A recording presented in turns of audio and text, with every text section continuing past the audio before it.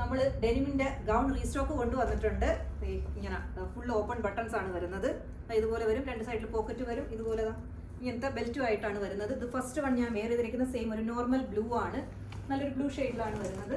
Next shade വരുന്നത് ക്യാമറയിൽ കാണുമ്പം എക്സാക്ട് കളർ നമുക്ക് കിട്ടത്തില്ല, അപ്പം കളേഴ്സ് നോക്കിയിട്ട് ചൂസ് ചെയ്താൽ മതി. ഇതൊരു നല്ലൊരു ബ്ലൂ ആണ്, നല്ല ഡാർക്ക് ബ്ലൂ ആണ്, ഒരു ബ്ലാക്കിഷ് ബ്ലൂ എന്നൊക്കെ പറയും, അതുപോലത്തെ ഒരു ബ്ലൂ ആണ്.